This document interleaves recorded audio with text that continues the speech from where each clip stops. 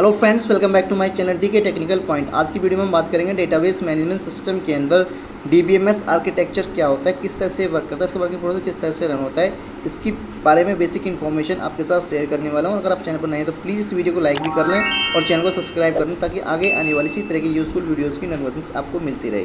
Database management system के अंदर यहाँ पे जानते हैं डीबीएमएस आर्किटेक्चर क्या है, किस तरह से वर्क करता है।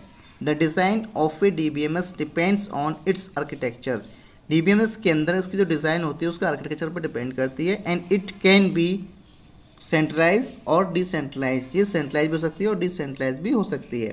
It define how user interact with a database system. ये डिफाइन करता है किस तरह से जो यूज़र है डेटाबेस सिस्टम से इंटरेक्ट करेगा। And how data is manage and access, और किस तरह से डेटा को मैनेज किया जाएगा और उसको एक्सेस किया जाएगा। यानी कि डीबीएमएस के अंदर आर्किटेक्चर का एक इम्पोर्टेंट रोल होता है। इसकी जो डिज़ाइन है उसको ये डिफाइन करता है। एंड इसको डिसेंट्रलाइज और डिसेंट्रलाइज करने का भी इसका काम होता है। और ये डिफाइन करता है यूज़र किस तरह से डेटाबेस सिस्टम से इंटरेक्ट करेगा और किस तरह से डेटा को मैनेज और एक्सेस किया जाएगा। अब इसके टाइप्स के बारे में जानते हैं। यहाँ पे DBMS architecture divide into 3 tyres. ये 3 टायर्स में डिवाइड होता है। First tier, second tier and third tier. तीनों के बारे में जानते हैं। फर्स्ट टायर किस तरह से वर्क करता है, सेकंड टायर में क्या वर्क होता है, थर्ड टायर में क्या वर्क होता है। यहाँ पे बात करते हैं इसके टायर्स के बारे में। इसका फर्स्ट टायर आर्किटेक्चर क्या है। The client, server and database all are on the same machine. इसके अंदर क्या होता है, क्लाइंट, सर्वर एंड डेटाबेस सभी एक मशीन के अंदर होते हैं। In this architecture user directly interact with database. इसके अंदर क्या होता है, यूजर जो है डायरेक्टली डेटाबेस के साथ इंटरेक्ट होता है। Database designer and programmers normally prefer to use single tier architecture. इसके अंदर क्या होता है, जो भी डिज़ाइनर होते हैं या जो भी स्टूडेंट्स होते हैं उसको सिंगल टायर आर्किटेक्चर को प्रेफर करते हैं। Students and designer locally configure करते हैं इसको। And all things in system, all things को सिस्टम के अंदर लोकली कॉन्फ़िगर करते हैं और वो प्रेफर करते हैं सिंगल टायर को यूज़ करना।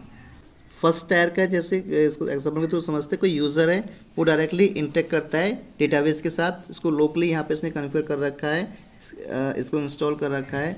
कोई भी इसको कुछ भी इंफॉर्मेशन चाहिए होगी तो डायरेक्टली हिट करेगा इसको डेटाबेस पे और वहाँ से फिर इसके पास इंफॉर्मेशन आएगी। यानी कि यूज़र जो है डायरेक्टली डेटाबेस से इंटरेक्ट करता है इसके अंदर और लोकली ये यहाँ पे डेटाबेस को इंस्टॉल करता है। That is the things in the first tier. Second tier architecture के बारे में जानते हैं। In this architecture must have an application through which the database can be access. इसके अंदर क्या होता है, यूजर के पास एक एप्लीकेशन का होना ज़रूरी होता है जिसके थ्रू वो डेटाबेस को एक्सेस कर पाए। सेकेंड टायर आर्किटेक्चर के बारे में जानते हैं यहाँ पे। In this architecture must have an application through which the database can be access. इसमें क्या होता है, यूजर के पास इस डेटाबेस को एक्सेस करने के लिए एप्लीकेशन का होना ज़रूरी है। Here client directly interact with the server. इसमें क्या होता है, क्लाइंट जो होता है डायरेक्टली सर्वर के साथ इंटरेक्ट होता है। एग्जाम्पल के थ्रू समझते हैं। यहाँ पे कोई एक यूज़र है, ये एप्लीकेशन को यूज़ करेगा, देन ये डेटाबेस को एक्सेस कर पाएगा सर्वर साइड पे। क्लाइंट साइड है, क्लाइंट को क्या करना है, यहाँ पे यूज़र जो भी है हमारा एक एप्लीकेशन यहाँ पे इंस्टॉल करेगा, उसके थ्रू इस डेटाबेस को यहाँ पे एक्सेस कर पाएगा। सर्वर साइड पे डायरेक्टली यहाँ पे इससे इंटरेक्ट करेगा। ये होता है सेकेंड टायर के अंदर। Database not install directly to client. Database जो होता है डायरेक्टली क्लाइंट के पास इंस्टॉल नहीं होता है।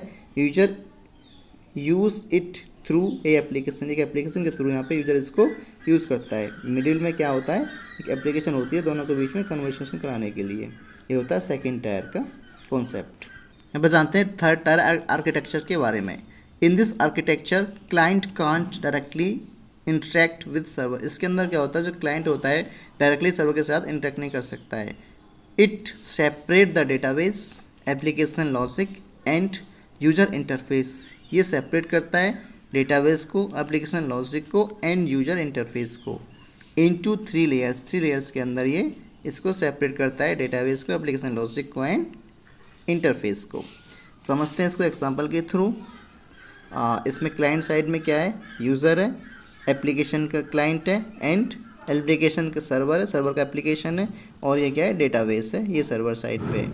इसमें क्या होता है, यूज़र एक जो भी इसको रिक्वेस्ट है अपने एप्लीकेशन को भेजेगा, जो यूज़र की जो एप्लीकेशन है उस पर भेजेगा। उसके बाद सर्वर साइड की जो एप्लीकेशन है इस पर जाएगा रिक्वेस्ट, और उसके बाद यहाँ से डेटाबेस पे हिट करेगा, जो भी रिक्वेस्ट होगी उसके बाद यहाँ से ये क्या आएगा, यहाँ पे रिवर्ट आएगा। इसमें 2 लेयर्स में इसको डिवाइड किया गया है, user end user application layer 1, and इसमें क्या है, सर्वर की एप्लीकेशन है और यहाँ पे सर्वर है, ये क्या है लेयर 2। इस तरह से इसको 2 लेयर्स में डिवाइड किया है, क्लाइंट साइड में ये और ये सर्वर साइड में। कोई भी वर्क होगा यहाँ पे यूज़र अपने क्लाइंट इसकी जो एप्लीकेशन है इसको बताएगा, इसके बाद इससे एप्लीकेशन की जो सर्वर की जो एप्लीकेशन है इस पर रिक्वेस्ट जाएगी एंड देन ये डेटाबेस में इस रिक्वेस्ट को हिट करेगा, उसके बाद यहाँ से इसको रिवर्ट आएगा ऐसे, फिर इस पर भेजेगा ये और फिर इसके पास आएगा। इस तरह से यहाँ पे वर्क होता है। डायरेक्टली जो ये है हमारा क्लाइंट है सर्वर से इंटरेक्ट नहीं करता है, एप्लीकेशंस के थ्रू यहाँ पे इंटरेक्ट करता है। एप्लीकेशंस यहाँ पे ये इसको सेपरेट करता है, डेटाबेस को, एप्लीकेशंस को एंड इंटरफेस को यहाँ पे सेपरेट किया जाता है। ये था यहाँ पे थर्ड टायर।